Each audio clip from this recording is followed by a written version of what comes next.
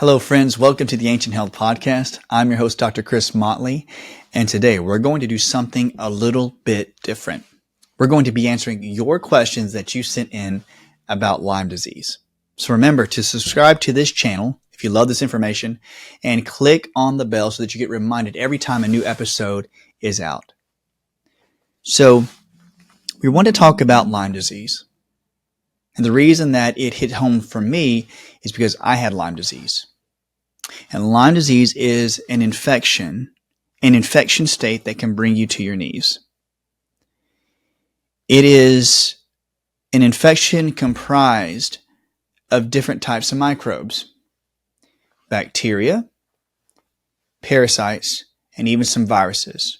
And this conglomerate of infections, such as Borrelia, Babesia parasite, Rickettsia bacteria that causes Rocky Mountain spotted fever, Bartonella gives you cat scratch fever, Ehrlichia will give you ehrlichiosis, Epstein-Barr virus, Mycoplasma that gives you walking pneumonia, even tularemia, rabbit fever. You can even have forms of fungal infections often associated with it. But these are being grouped in because this infection is transferred by ticks and by really any vector or insect that carries blood. So ticks, mosquitoes, spiders, fleas, mites, the list can go on. And now they're showing that there's reports that these types of microbes can get into the belly of the infection and change its DNA to be able to handle the acidic levels and the alkaline levels of the infection of the insect so that it can survive and they get transferred into the host, which would be the person. When I had it, I had severe symptoms such as migraines, headaches, vision problems, hearing problems, literally having swollen tongue, heart palpitations where my heart felt like it was beating out of my chest, chronic digestive issues, even foot and ankle pain that was causing leg weakness where I didn't feel like I could stand up all day and I almost had to quit practice. It all came from the time I went through a nest of seed ticks and nymph ticks, which are baby ticks, and almost 30 of them attached to me. I think I counted 60 almost in total. From that time on, I had insomnia. I felt stuff crawling up and down my legs. I felt like I could not sleep at all. I was getting so frustrated and so angry. And so whenever you know somebody or you yourself has had something like this, I want you to know that my heart goes out to you. So let's answer some of these questions. Let's go through this. And let's see if you have more comments or questions, send them to us. We'd like to record them down. We'd like to talk to you more about them. And we want to make sure that we answer as many as we can. Number one, what is the most common emotion linked to Lyme infections that prevents people from getting better? Well, there are a few emotions that I like to go over because there are many organs that can be infected by Lyme disease. And these organ infections can cause a person to experience or express the negative emotion. In Chinese medicine and Ayurvedic medicine, organs are linked to emotions. If an organ is sick or imbalanced, it will express or cause the person to express the negative emotion linked to the organ. I can go through all the biochemistry and the hormones that literally validify why a sick organ would show a certain type of emotion, but that may be for another podcast. But what are the most common ones? Anger, which is the liver. Frustration is linked to that, which is liver and gallbladder. Fear, dread, even the feeling of being stuck or you don't belong. So write that down. Fear, dread, I don't belong. I'm stuck in this position all my life. That's the kidney and the bladder. Or, I'm not good enough. I will never heal. I will always be this sick. And I'd rather people not worry about me because I am so sick They don't need to even worry about this. That's the spleen and the stomach. Chronic worry. So, there are a few more, but those are my top choices, and I'm not going to forget about the heart. The heart takes a huge hit. It is basically where all the chi is dispersed. But I keep a special reservation for that emotion, which is passion and joy for life. So I'm going to go over a few of these. Let's say, though, that if the liver gets infected by Lyme disease, it will cause a process in the liver, methylation, the natural detoxification process within the liver, to be altered and imbalanced, causing the infections to build up in the liver and the gallbladder. This causes it to become congealed, causes the blood to get thick, causes the infections to stay hold in the liver because it's a free source of food through the blood, lots of proteins, lots of fats, lots of sugars in the liver, so the infections will stay in that area. When methylation, the natural detoxification pathway, is reduced, it will cause you to have dirty blood throughout the body. Chinese medicine and in Western, when dirty blood is circulating through your body into your heart, what does your heart do with dirty blood? What does a car with dirty oil do? It starts to sputter. It starts to skip. It starts to have a falter. What does your heart do? You start to have palpitations. You start to have AFib. You start to have tachycardia, chest pain, tightness. Furthermore, the blood in the heart is shooting blood up into the brain. Why? You need to think. You need to either run from a problem or fight it, fight or flight. So your brain is the recipient of all that blood flow from the heart in Chinese medicine. So whenever the brain is cloudy, it is always linked to the heart being injured. Do you have brain fog? Can't think properly with Lyme disease. So the heart is getting dirty blood from the liver, and now the blood flow from the heart can't get to the brain. So the brain gets upset. It gets angry. Dirty blood to the brain creates anger and frustration. So you're going to have a lot of anger and frustration with Lyme disease because the liver and the gallbladder are so congealed. Remember, as you clean the liver, you start doing gallbladder flushes and liver flushes and getting all that dirty bile out of the bile ducts, getting the infections out. You start to clean the blood, leading to a clean heart, leading to clean blood in the brain, and you start to feel calmed down. You don't have infection poop running through your system. So you actually feel ease because you don't have so much toxins residing in your brain. Number 2, you could have fear. You could feel like you are stuck in a position of life. I'm stuck here. I can't get out. But I feel like I'm a fish out of water. I feel like nobody understands who I am because I have Lyme disease, or I know somebody who does. And people think that I'm normal, even though I look kind of normal to people, but they don't know what's going on inside. That means you feel like you're out of place, but you're stuck, and you're afraid you're never going to get out. That is the kidneys. The kidneys can get very toxic with Lyme disease. In fact, there's many reports in journals and through clinical studies and trials, and even in my clinic, I've seen the kidneys get so infected with Lyme disease and its co-infections that it can create gallstones and kidney stones. It can create kidney stones, bladder stones, UTIs, bladder infections, and urethritis, basically inflammation of the urethra. So you start to see that the kidneys are trying to basically pull the toxins away from the liver because the liver's trying to put it into the colon to help it get pooped out. But if you're overwhelmed, your body goes, well, I'm going to try to use the kidneys because the kidneys and the bladder are another detox pathway.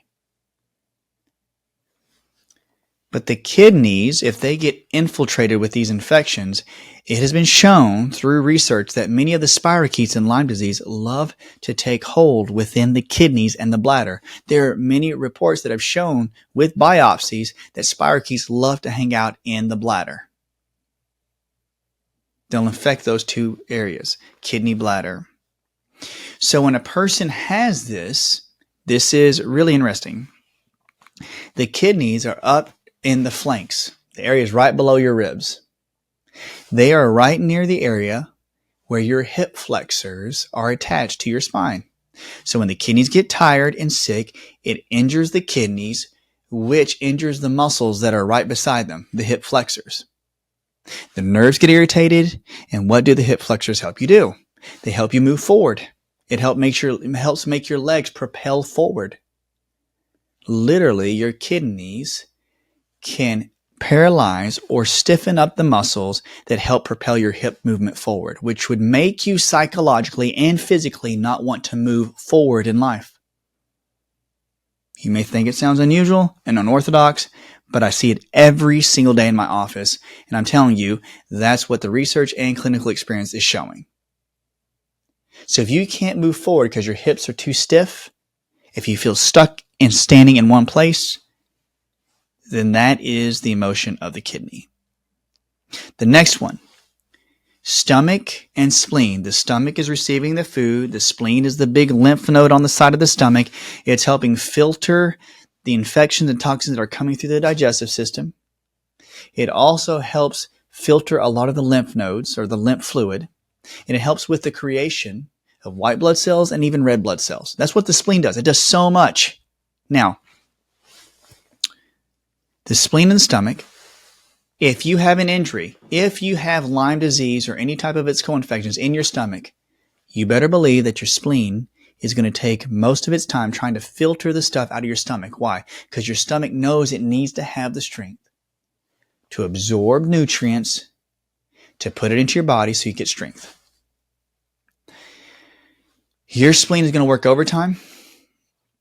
And if you have anything like Epstein-Barr or Lyme disease or any of the infections, you'll have a swollen spleen because it's working to pull the toxins out, and you'll get mono, a swollen spleen known as splenomegaly. And so the body is trying to filter, and this will cause the person to have the emotion of either not feeling worthy to heal, worry, pensiveness, chronic worry, am I ever going to heal? Or they get so tired, they go, I don't want anybody to worry about me. Tired, nobody else needs to worry about me. In fact, I don't know if I'm ever going to heal. My body, don't even worry about it. And that causes the body, psychologically and physically, to call all the defense cells, listen to this, all the white blood cells, all the natural killer cells that are out in the periphery, out in the distant areas, in your hands and feet and your arms and legs that are sitting there working their hardest to go kill all the Lyme disease and kill the infections. You literally are giving them a signal going, hey guys, don't worry about it. Come on back to the spleen. You don't have to stay out because it's not worth it. You really don't have to clean up my body because other things, other people are more important than my health, or other things are at the top of the list and I'm going to be below because I'm not worthy. I want you all to always consider yourself, and you better make sure that you have a healthy respect for your body and a love for your body. If you don't, your body will listen. So you need to start having that natural love for the body, saying, I am worthy to heal. And spleen, I want all those white blood cells to go out there and kill all the infections that need to be killed. So that's what one of the things that you will see with the spleen and the stomach is somebody who has low self-worth. And low self-worth, low self-esteem will lead to the reduction of white blood cells and defense cells out in the body. If it goes back to the spleen, you'll get further swelling in the spleen. So we have to reduce the worry. We have to work with telling the body that I'm worthy to heal. And there are certain emotional processes that would help with your body with Lyme disease. I want you to write this down. Neuro-emotional technique, NET. One of my friends on Instagram, Dr. Steven Zodkoy. Dr. Zodkoy does amazing NET work. Another friend of mine, Dr. Carrie Jacobs, she's out of Chicago. There's many docs that do neuro-emotional technique, but please look at NET mind body on the net. I like EFT tapping. I think it's wonderful. I think you should experience EFT tapping, and you can use tapping on acupuncture points to help release emotions. And I love Neurofeedback. LENS, Lens Oaks, OCHS, Lens Oaks Therapy, Neurofeedback. It's a machine, it's a technique that helps the brain to communicate in every part of the brain and wake up the sleeping parts so that you process your emotions properly. That's what it does. These are 3 great options. Those emotions, if they are continuously going, will prevent a person from getting better. It happens.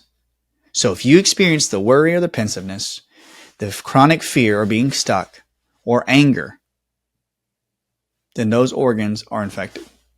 If you have a low passion in life, or no direction, or you feel no joy, then your heart needs to be cleansed of the infection. Okay? Those are the emotions. Number 2, the second question. How to stay positive through the ups and downs of natural Lyme treatment. Again, this ties into the emotional aspect. But the ups and the downs can deal with brain fatigue. I remember when I had Lyme disease, if I had high cortisol, it burned out eventually. High cortisol, low cortisol. High serotonin, low serotonin. High dopamine, low dopamine. The ups and downs are when you have low serotonin, you will feel no basic happiness. If you have low dopamine, you'll have no pleasure. When you have an infection of Lyme, especially in the digestive tract, along with other infections like small intestinal bacterial overgrowth, it will screw up your bacteria levels in the gut, and that can basically imbalance your natural serotonin and dopamine levels where you're not feeling happy, joyous, or pleasure. One of the ways to stay positive through the ups and downs is to do your best to create balance within your digestive system. A balanced digestive tract will balance your serotonin and dopamine. So using herbs and using proper diet planning can help you with the ups and downs.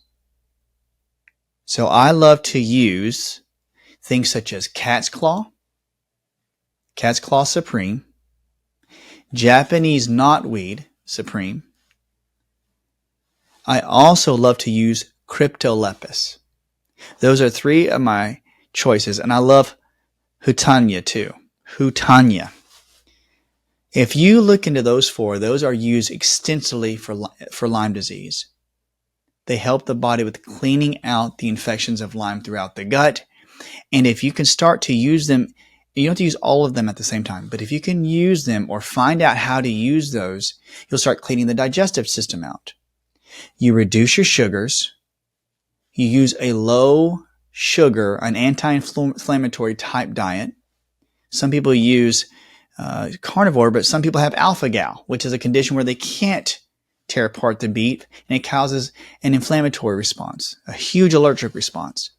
So an anti-inflammatory type diet with low sugars and low beef, because too much ammonia, which is a neurotoxin, can be produced from too much meat with Lyme disease.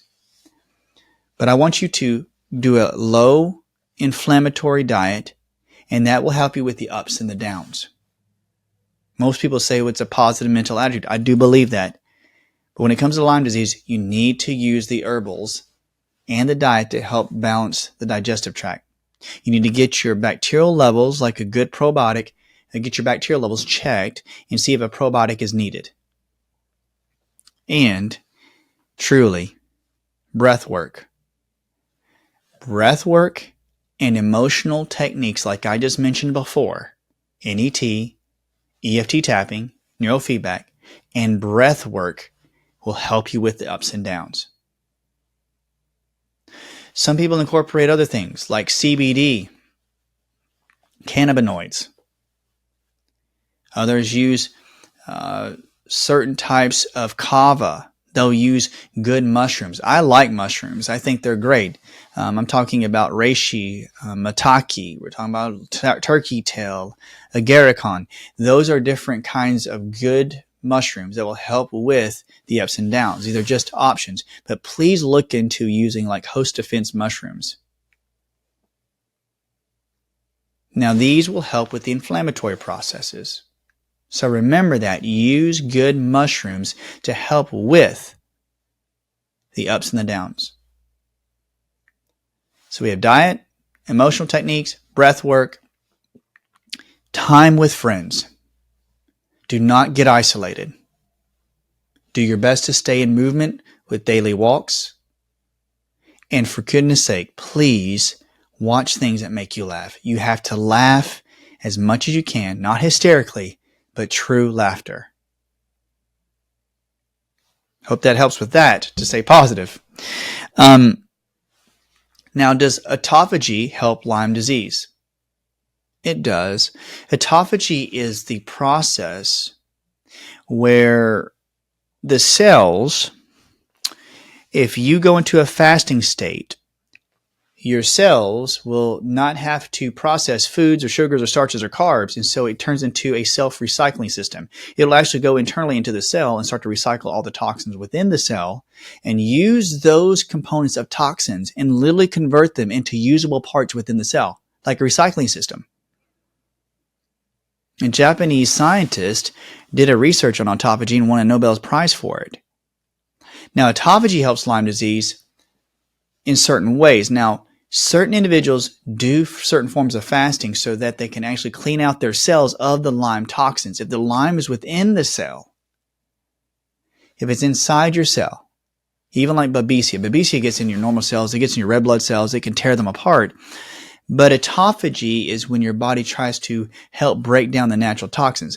Now, I do believe it can help with small forms of fasting in the day, in the morning, for certain individuals. So let's put that straight. Yes, certain forms of intermittent fasting, low levels of intermittent fasting can help with Lyme disease by using autophagy. But if you're very sick and have no meat on your bones, I would not suggest that you do too much intermittent fasting. You need to use a good diet that's been set up for you, particularly.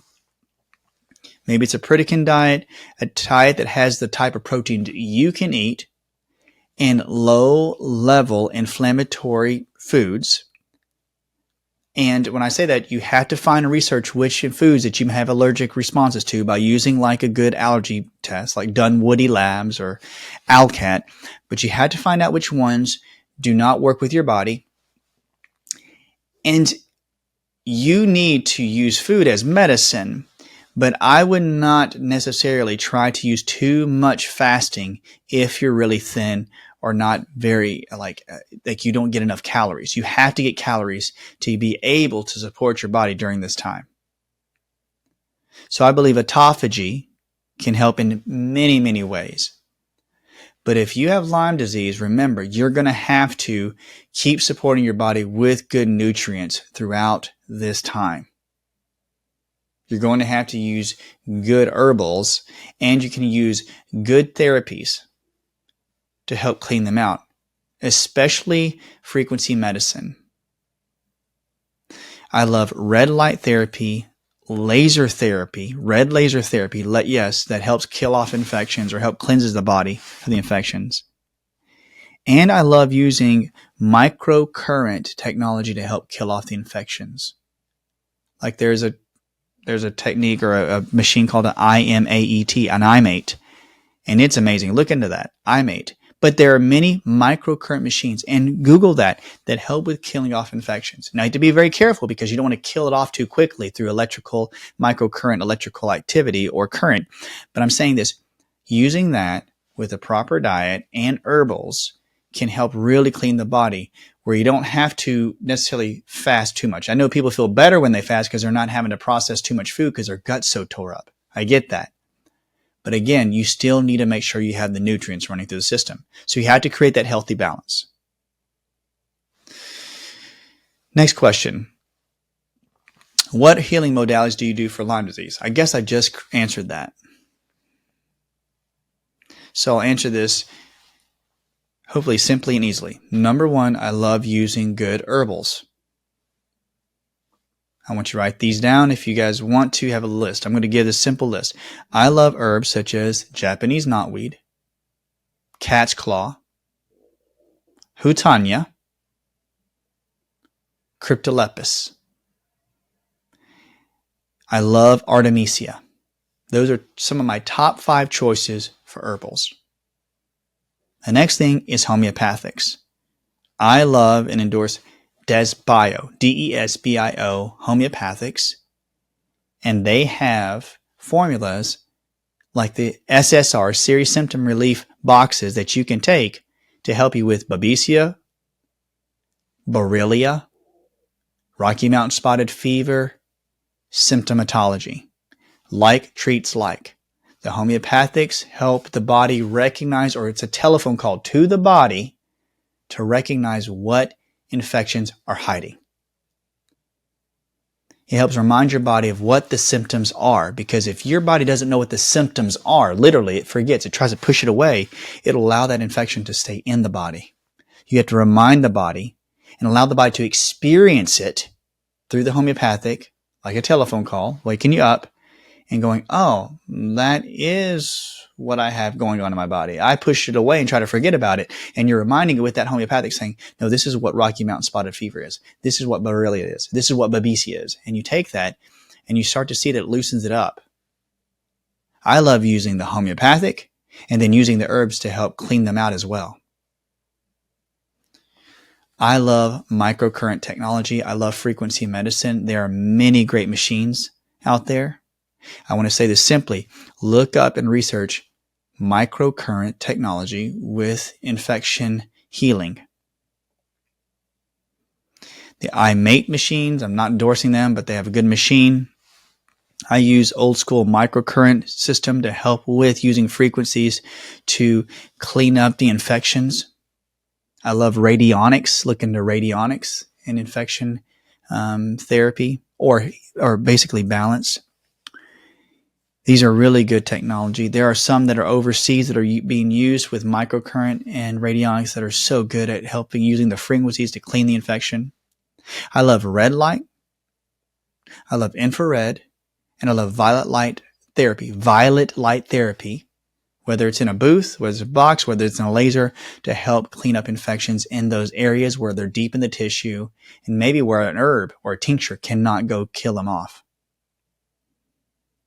Those are just a few. I love colonics, coffee enemas. I love using cold baths if you can handle it, to help with the body's parasympathetics. And I love craniosacral type techniques such as SOT, sacro-occipital technique, SOT, along with kinesiology. I mean, I'm not forgetting acupuncture. I always say acupuncture. Acupuncture is my go-to, but kinesiology, applied kinesiology, is amazing. These are some of the main ones that I use to help with Lyme disease.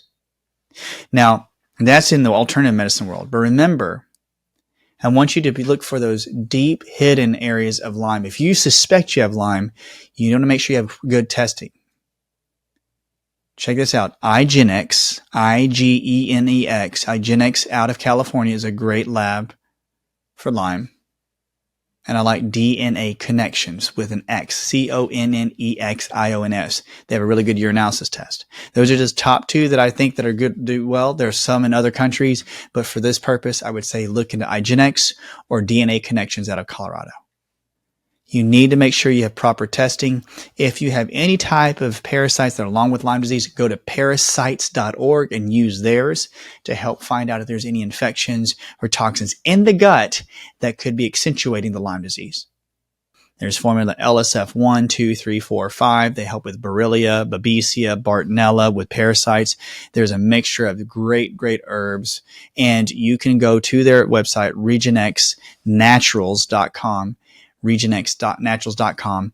And it's like REGENX naturals.com. And it will show you what it does. And his website, they have some videos on there that show what each one will do. And he talks about Lyme disease because he himself helped me with my Lyme disease. He's such a good friend and so smart. Those herbs would help with Lyme disease. And when you use the herbs I just mentioned and you research them, you'll find that you have a chance and a possibility to help clean out the Lyme. Another great source to learn about herbs is Herbal Antibiotics by Stephen Buhner, Buhner. Buhner. He has a great book about natural antibiotics for antibacterials and natural antivirals. He has a great book about all the herbs. He goes in there and explains them, and I've seen them do wonders just from these books on patients with Lyme disease. Please look into his book, Healing Lyme Disease. It's amazing. He's very brilliant. Stephen Buhner. There are some good books out there about Lyme disease, and there's more information about how it causes more autoimmune.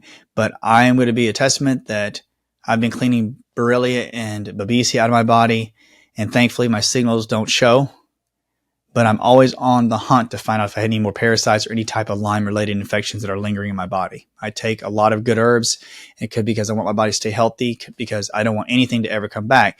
But one of the biggest things I want you to know is that I use homeopathics to help keep reminding my body and telling my body it's okay to heal and to flush these things out. So please remember that you need to research homeopathics as well as you use herbs. I really like this format. I hope it goes well. If you like this type of info and you want to go even deeper, and you have more questions, please check out the membership that I have on my website and also in the link in my Instagram. I have a membership that goes and has more videos that talks a little deeper about these types of conditions like Lyme disease and parasites and such. But I do it in a simple manner so it doesn't seem like it's overwhelming. So if you want to go a little deeper, head over to the membership. And I'm just so grateful to be able to answer these questions. We're going to have more of this type of format, and it may be more live interaction soon.